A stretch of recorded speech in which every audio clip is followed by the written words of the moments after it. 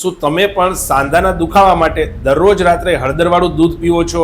તો ચાલો હું તમને હળદરવાળું દૂધ બનાવવાની સાચી રેસીપી વિશે માહિતી આપું. હળદરમાં રહેલું કર્ક્યુમિન એ પાવરફુલ કુદરતી પેઇનકિલર છે, પરંતુ જો હળદરવાળા દૂધની સાથે 2 દાણા કાળી મરી એટલે કે બ્લેક પેપર ઉમેરવામાં આવે તો આ બ્લેક પેપરના લીધે કર્ક્યુમિનની અસરકારકતા અને ગુણવત્તા 5 ગણી વધી જતી હોય છે, જેના કારણે આપના દુખાવામાં આપને જલ્દી ફાયદો મળતો હોય છે. આ હળદરવાળું દૂધ આપનો સાંધા અને સ્નાયુનો દુખાવો અને સોજો તો ઓછો કરશે જ, પરંતુ એમની સાથે જો યોગ્ય ફિઝિયોથેરાપી એક્સરસાઇઝ પણ સાથે ચાલુ કરવામાં આવે તો આપની તકલીફોમાં ખૂબ જ સારું પરિણામ ઝડપથી મળશે.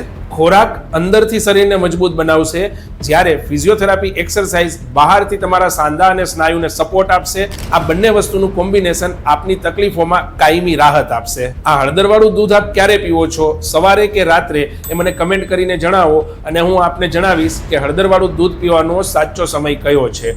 આપના physiotherapist doctor Hardik Patel, Surat. Thank you.